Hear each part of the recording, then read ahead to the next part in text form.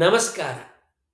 ಕೃತಕ ಬುದ್ಧಿಮತ್ತೆ AI civil engineering ಅನ್ನು ವಶಪಡಿಸಿಕೊಳ್ಳುವುದೇ ಇದು ಇಂದಿನ ನಮ್ಮ ವಿಷಯ.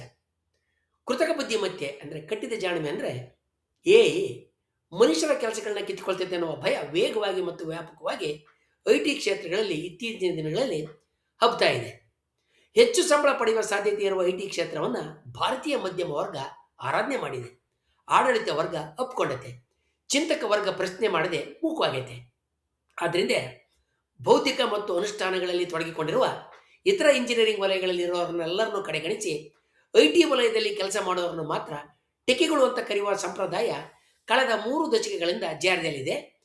ಅಷ್ಟೇ ಅಲ್ಲ, ಇವರು ಮಾತ್ರ ಇಂಜಿನಿಯರ್ಗಳು ಎನ್ನುವ ಹುಸಿ ಶ್ರೇಷ್ಠತೆಯನ್ನ ಭ್ರಮೆಯನ್ನು ನಮ್ಮ ಸಮಾಜದಲ್ಲಿ ಬಿತ್ತಿ ಬೆಳೆಯಲಾಗೈತೆ.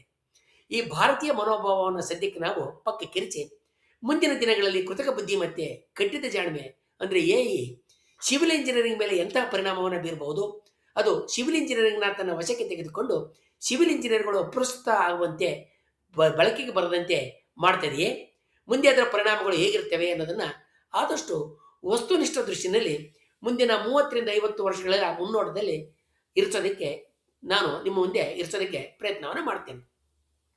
Engineering is vision into design, design into concrete facts. Without vision there is no design, without design there is no concrete realisation ಅನ್ನೋದು ಇಂಜಿನಿಯರಿಂಗ್ನ ಯಾವುದೇ ಇಂಜಿನಿಯರಿಂಗ್ನ ಮೊದಲ ಪರಿಕಲ್ಪನೆಯಿಂದಲೇ ವಿನ್ಯಾಸ ಮತ್ತು ಯೋಜನೆಗಳು. ವಿನ್ಯಾಸ ಭೌತಿಕ ಸಾಕ್ಷಾತ್ಕಾರ ಆದಾಗ ಮಾತ್ರ ಫಲ. ಆದ್ದರಿಂದ ಪರಿಕಲ್ಪನೆ, ವಿನ್ಯಾಸ ಮತ್ತು ಯೋಜನೆ ಹಾಗೆಯೇ ಸಾಕ್ಷಾತ್ಕಾರದ ಹಂತಗಳಲ್ಲಿ ಸಿವಿಲ್ ಇಂಜಿನಿಯರಿಂಗ್ ಮೇಲೆ ಕೃತಕ ಬುದ್ಧಿಮತ್ತೆ ಯಾವ ಪರಿಣಾಮ ಬೀರಬಹುದು ಅನ್ನೋದನ್ನು ನಾವು ಒಂದೊಂದಾಗಿ ನೋಡೋಣ. ಈವರೆಗೆ ಪರಿಕಲ್ಪನೆ, ವಿನ್ಯಾಸ ಮತ್ತು ಯೋಜನೆಗಳು ಮುಖ್ಯವಾಗಿ ಇಂಜಿನಿಯರ್ಗಳ ವೈಯಕ್ತಿಕ ಮತ್ತು ಸಾಂಸ್ಥಿಕ ಅನುಭವ, ಸೀಮಿತವಾದಂಥ ಮಾಹಿತಿ ಮತ್ತು ಅಂದಾಜು ಮತ್ತು ರೂಢಿ ಚಿಂತನೆಗಳನ್ನು ಅವಲಂಬಿಸಿದ್ರು.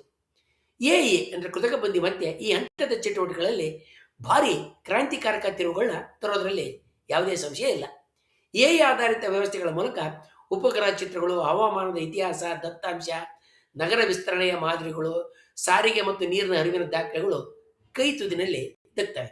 ಸಿವಿಲ್ ಇಂಜಿನಿಯರಿಂಗ್ ವಿನ್ಯಾಸಕ್ಕೆ ಬೇಕಾದಂಥ ಎಲ್ಲ ದತ್ತಾಂಶಗಳು ಕೈ ಬೆರಳಲ್ಲಿ ದಕ್ತವೆ.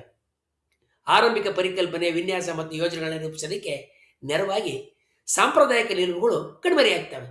ಒಂದು ವ್ಯವಸ್ಥೆಯನ್ನು ಬಿಡಿಯಾಗಿ ನೋಡೋದ್ರ ಬದಲು ಇಡಿಯಾಗಿ ನೋಡೋದಕ್ಕೆ ನಿರ್ಧಾರ ತೆಗೆದುಕೊಳ್ಳಕ್ಕೆ ಎಐ ನೆರವಾಗುತ್ತೆ. ಸಿವಿಲ್ ಇಂಜಿನಿಯರಿಂಗ್ನಲ್ಲಿ ಯೋಜನೆ ಮತ್ತು ವಿನ್ಯಾಸ ಅನ್ನೋದು ಕನಸನ್ನು ನನಸನ್ನಾಗಿ ಮಾಡುವ ಬಯಸಿದ್ದನ್ನು ಬಳಕೆ ತರುವ ಮಧ್ಯಂತರದ ತಾಂತ್ರಿಕತೆಯ ಒಂದು ದೊಡ್ಡ ಬೌದ್ಧಿಕ ಭಾಗ ಮತ್ತು ಬೌದ್ಧಿಕ ಚಟುವಟಿಕೆ. ಇದರಲ್ಲಿ ಭೌತಿಕ ಸಾಕ್ಷಾತ್ಕಾರಕ್ಕೆ ಬೇಕಾದಂಥ ಎಲ್ಲ ಭೌತಿಕ ತತ್ವಗಳು ಪರಿಗಣಿತವಾಗಿ ಕಟ್ಟುವ ಕಾರ್ಯಕ್ರಮಕ್ಕೆ ಒಂದು ಚೌಕಟ್ಟನ್ನು ಒದಗಿಸ್ತದೆ. ಸದ್ಯದಲ್ಲಿ ಸಿವಿಲ್ ಇಂಜಿನಿಯರಿಂಗು ವಲಯದಲ್ಲಿ ಸಾಕಷ್ಟು ಪ್ರಮಾಣದಲ್ಲಿ ಗಣಕಗಳನ್ನ ಬಳಸ್ತಾ ಇದ್ದೇವೆ. ಅಂದರೆ ಕನ್ಸಲ್ಟೆನ್ಸಿ ಸರ್ವಿಸಸ್ ಅಂದರೆ ಕಟ್ಟೋದಕ್ಕೆ ಮುಂಚೆ ಬೇಕಾದಂಥ ಒಂದು ಕ್ರಿಯೆಗೆ ಗಣಕಗಳು ಭಾಳ ವ್ಯಾಪಕವಾಗಿ ಬಳಕವಾಗ್ತಾ ಇದ್ದಾವೆ. ವಿಶೇಷವಾದ ಕ್ರಮವಿಧಿಗಳು, ಪ್ರೋಗ್ರಾಮ್ಗಳು, ಸಾಫ್ಟ್ವೇರ್ಗಳನ್ನ ಈಗ ಸಿವಿಲ್ ಇಂಜಿನಿಯರ್ಗಳು ಕಚೇರಿಗಳಲ್ಲಿ ಬಹಳ ವ್ಯಾಪಕವಾಗಿ ಬಳಸ್ತಾ ಇದ್ದಾರೆ. ಸಿವಿಲ್ ಇಂಜಿನಿಯರಿಂಗ್ ವಿನ್ಯಾಸದ ಕಚೇರಿಗಳಲ್ಲಿ ಮಾನವ ನೇರವಾಗಿ ಲೆಕ್ಕಗಳನ್ನು ಮಾಡ್ತಕ್ಕಂಥ ಪದ್ಧತಿ ಕಳೆದ 2 ದಶಕಗಳಲ್ಲಿ ಸಂಪೂರ್ಣವಾಗಿ ಕಣ್ಮರೆಯಾಗಿ ಹೋಗಿದೆ. ಸಿವಿಲ್ ಇಂಜಿನಿಯರಿಂಗ್ ನಿರ್ಮಾಣಗಳ ಮೇಲೆ ಪ್ರಭಾವ ಬೀರತಕ್ಕಂಥ ಗಾಳಿ, ಭೂಕಂಪ, ಸ್ಫೋಟ, ಪ್ರವಾಹ ಮುಂತಾದ ಸಂಕೀರ್ಣ ಪರಿಣಾಮಗಳನ್ನು ಈಗ ಗಣಿತದ ಮೂಲಕವೇ ಮಾತ್ರ ಮಾಡ್ತಕ್ಕಂಥದ್ದು ಬಹುತೇಕ ಸಾಮಾನ್ಯ ಸಂಗತಿಯಾಗಿ ಉಳ್ಕೊಂಡಿದೆ. ಮುಂದಿನ ದಿನಗಳಲ್ಲಿ ಕೃತಕ ಬುದ್ಧಿಮತ್ತೆ ಇದಕ್ಕೆ ತನ್ನ ಭಾರಿ ಬೆಂಬಲವನ್ನು ಸಿವಿಲ್ ಇಂಜಿನಿಯರ್ಗಳಿಗೆ ಒದಗಿಸುತ್ತೆ. ಆದರೆ ಇದು ತಾನೇ ವಿನ್ಯಾಸಗಾರನಾಗೋದಕ್ಕೆ ಸಾಧ್ಯ ಇಲ್ಲ. ಆದರೆ ಅದು ವಿನ್ಯಾಸಗಾರ ತೀರ್ಮಾನ ತೆಗೆದುಕೊಳ್ಳೋದಕ್ಕೆ ಬೇಕಾದಂಥ ಚೌಕಟ್ಟುಗಳನ್ನ ಬಹಳ ವೇಗವಾಗಿ ಮತ್ತು ಸಮರ್ಥವಾಗಿ ಒದಗಿಸುತ್ತೆ. ಭೂಕಂಪ, ಗಾಳಿ, ಭಾರಗಳ ಅಂದರೆ ಹೊರೆಗಳ ಸಂಕೀರ್ಣ ಪರಿಣಾಮಗಳನ್ನು, ಲೋಡ್ಗಳ ಸಂಕೀರ್ಣ ಪರಿಣಾಮಗಳ ಮುನ್ಸೂಚನೆಗಳನ್ನು ಕೂಡ ಎಐ ಕೃತಕ ಬುದ್ಧಿಮತ್ತೆ ನೀಡುತ್ತೆ. ಮಣ್ಣು ಸಂರಚನೆ, ಪರಸ್ಪರ ಕ್ರಿಯೆಯ ಆಳವಾದಂಥ ವಿಶ್ಲೇಷಣೆ ಮಾಡೋದಕ್ಕೆ ಕೂಡ ಇದು ನೆರವಾಗುತ್ತೆ. ಕನಿಷ್ಠ ವಸ್ತು ಬಳಸಿ ಗರಿಷ್ಠ ಸುರಕ್ಷತೆ ಸಾಧಿಸತಕ್ಕಂಥ ವಿನ್ಯಾಸಗಳನ್ನ ಮಾಡೋದಕ್ಕೆ ಎಐ ಕೃತಕ ಬುದ್ಧಿಮತ್ತೆ ಹಲವು ದಾರಿಗಳನ್ನ ತೆರೆದಿರಿಸುತ್ತೆ. ಆದರೆ ಕೃತಕ ಬುದ್ಧಿಮತ್ತೆ ಭೌತ ವಿಜ್ಞಾನವನ್ನು ಸಿವಿಲ್ ಇಂಜಿನಿಯರಿಂಗ್ನ ಅರ್ಥ ಮಾಡ್ಕೊಳ್ಳೋದಿಲ್ಲ. ಅದು ಕೇವಲ ಹಿಂದಿನ ಡೇಟಾದ ಮಾದರಿಗಳನ್ನ ಕಲಿಯುತ್ತೆ. ಆದ್ದರಿಂದ ಅಂತಿಮ ವಿನ್ಯಾಸದ ಜವಾಬ್ದಾರಿ ಸಿವಿಲ್ ಇಂಜಿನಿಯರ್ಗಳದೇ ಆಗಿರುತ್ತೆ. ಸಿವಿಲ್ ಇಂಜಿನಿಯರಿಂಗ್ನಲ್ಲಿ ಕೊನೆಯ ಹಂತ ಯೋಜನೆ ಮತ್ತು ವಿನ್ಯಾಸಗಳನ್ನು ಮಾನವನ ಬಳಕೆಗೆ ಬರುವ ಭೌತಿಕ ಸಾಕ್ಷಾತ್ಕಾರಗಳಾಗಿ ಪರಿವರ್ತಿಸ್ತಕ್ಕಂಥದ್ದು, ಮಾರ್ಪಡಿಸ್ತಕ್ಕಂಥದ್ದು.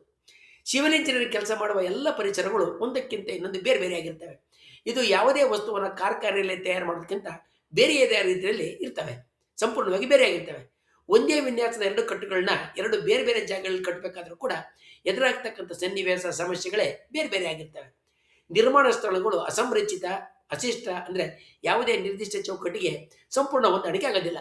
ಅವು ಪರಿಸರ ಅಧೀನವಾಗಿರ್ತವೆ. ಈ ಪರಿಸರಗಳಿಗೆ ಸದಾ ಮಾನವ ಸಂವಹನದ ಅಗತ್ಯ ಇದ್ದೇ ಇರ್ತದೆ. ಆದ್ರಿಂದ ಇದಕ್ಕೆ ನೆರವಾಗುವ ಕೆಲಸಗಳನ್ನ ಮಾತ್ರ ಮಾಡಬಹುದು. ಡ್ರೋನ್ ಮೂಲಕ ನಿರ್ಮಾಣದ ಪ್ರಗತಿಯನ್ನು ನಾವು ವೀಕ್ಷಣೆ ಮಾಡಬಹುದು. ಯಂತ್ರೋಪಕರಣಗಳಿಗೆ ಮಾರ್ಗದರ್ಶನ, ಕೃತಕ ಬುದ್ಧಿಮತ್ತೆಯ ಮಾರ್ಗದರ್ಶನವನ್ನು ಕೂಡ ನಾವು ಮಾಡಬಹುದು. ಸುರಕ್ಷಿತ ನಿಯಮದ ಉಲ್ಲಂಘನೆಗಳನ್ನು ಪತ್ತೆ ಹಚ್ಚಬಹುದು. ಆದರೆ ಕೃತಕ ಬುದ್ಧಿಮತ್ತೆ ಅನುಭವಾಧಾರಿತ ಸ್ಥಳೀಯವಾದ ತಕ್ಷಣಕ್ಕೆ ಬೇಕಾಗುವ ತೀರ್ಮಾನಗಳನ್ನ ತೆಗೊಳ್ಳೋದಕ್ಕೆ ಸದ್ಯದಲ್ಲಿ ಸಾಧ್ಯ ಇಲ್ಲ. ಕಾರ್ಮಿಕರ ಕೌಶಲ್ಯ ಬೇಕಾದಂಥ ಕಾರ್ಯಗಳನ್ನ ನಿರ್ವಹಿಸೋದಕ್ಕೆ ಮತ್ತೆ ತಕ್ಷಣದ ತಾಂತ್ರಿಕ ಸಮಸ್ಯೆಗಳಿಗೆ ಪರಿಹಾರ ಒದಗಿಸೋದಕ್ಕೆ ಇಂದ ಆಗೋದಿಲ್ಲ. ನೆರವಿನಿಂದ ಭೌತಿಕ ಕೆಲಸಗಳು ಕಡಿಮೆ ಆಗ್ತಾವಾದರೂ ಕೂಡ ಅವು ಕಣ್ಮರೆಯಾಗೋದಿಲ್ಲ.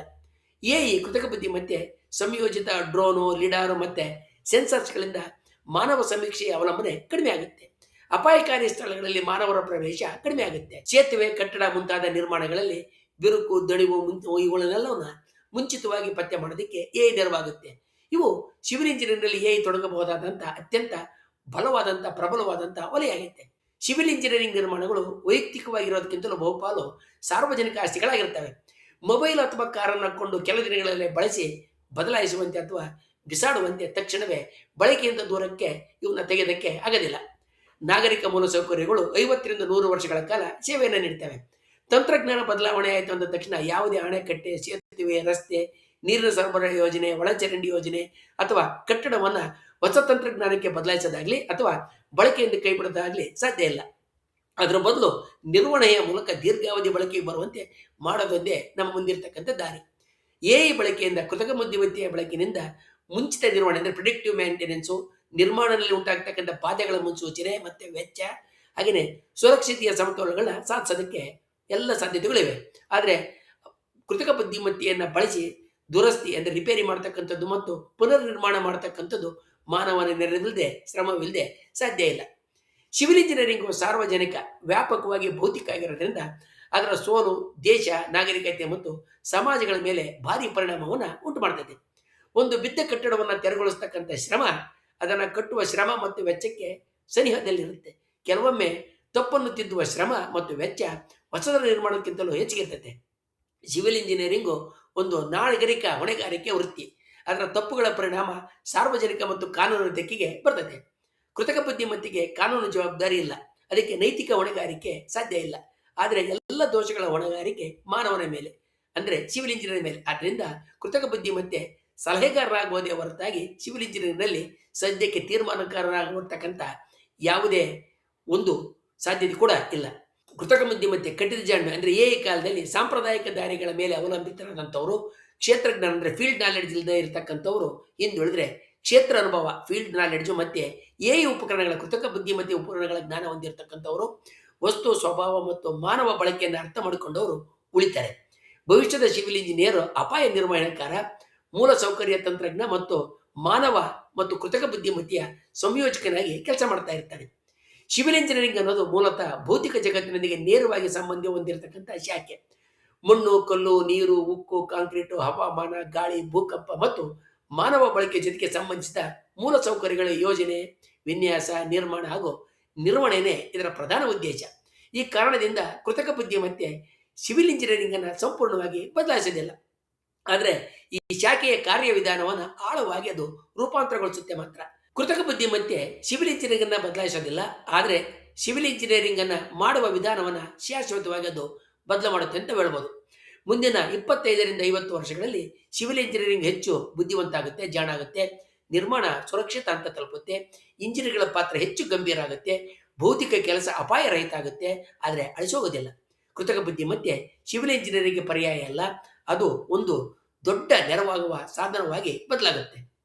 ಒಟ್ಟಾರೆಯಾಗಿ ಕೃತಕ ಬುದ್ಧಿಮತ್ತೆ ಸಿವಿಲ್ ಇಂಜಿನಿಯರಿಂಗ್ ವಿನ್ಯಾಸಗಳಲ್ಲಿ ಅತ್ಯುತ್ತಮ ಸಹಾಯಕನಾಗುತ್ತೆ. ನಿರ್ಮಾಣದಲ್ಲಿ ಆಂಶಿಕವಾಗಿ ಸ್ವಯಂಚಲನೆಯನ್ನು ತರುತ್ತೆ, ಸ್ವಯಂಚಾಲಿತಗೊಳಿಸುತ್ತೆ. ಫೀಲ್ಡ್ ಅಂದರೆ ಕ್ಷೇತ್ರ ಕಾರ್ಯದಲ್ಲಿ ಅಪಾಯವನ್ನು ಕಡಿತಗೊಳಿಸುತ್ತೆ. ಸುರಕ್ಷತೆಯಲ್ಲಿ ನಂಬಿಕಸ್ಥ ಸಹಾಯಕನಾಗಿರುತ್ತೆ. ಆದರೆ ಕಾನೂನು ಮತ್ತು ನೈತಿಕತೆ ಸೇರಿದಂತೆ ಎಲ್ಲ ಹೊಣೆಗಾರಿಕೆ ಸಿವಿಲ್ ಇಂಜಿನಿಯರ್ ಮೇಲೆ ಇರುತ್ತೆ ಅನ್ನೋದನ್ನ ನಾವು ಗಮನಿಸಬಹುದು. ಮುಂದಿನ ದಿನಗಳಲ್ಲಿ ಕೃತಕ ಬುದ್ಧಿಮತ್ತೆ ವಿನ್ಯಾಸ ಯೋಜನೆಯಲ್ಲಿ ಸಿವಿಲ್ ಇಂಜಿನಿಯರಿಂಗ್ ನೆರವಾಗುತ್ತಾದರೂ ಕೂಡ ಅದು ತೀರ್ಮಾನವನ್ನು ತೆಗೆದುಕೊಳ್ಳೋದಕ್ಕೆ ಸಾಧ್ಯ ಇಲ್ಲ. ಹಾಗೆಯೇ ಕೃತಕ ಬುದ್ಧಿಮತ್ತೆ ನೈತಿಕವಾಗಿ ಮತ್ತು ಕಾನೂನಿನ ದೃಷ್ಟಿಯಲ್ಲಿ ಹೊಣೆಗಾರನಾಗೋದು ಕೂಡ ಸಾಧ್ಯವಿಲ್ಲ. ಆದ್ದರಿಂದ ಎಲ್ಲ ಹೊಣೆಗಳು ಸಿವಿಲ್ ಇಂಜಿನಿಯರ್ ಮೇಲೆ ಬೀಳ್ತವೆ. ಮುಂದಿನ ವಿಡಿಯೋದಲ್ಲಿ ನಾವು ಕೃತಕ ಬುದ್ಧಿಮತ್ತೆ ಮೆಕ್ಯಾನಿಕಲ್ ಇಂಜಿನಿಯರಿಂಗ್ ಮೇಲೆ ಹೇಗೆ ಪರಿಣಾಮವನ್ನು ಬೀರಬಲ್ಲದನ್ನು ನೋಡೋಣ. ವಂದನೆಗಳೊಂದಿಗೆ.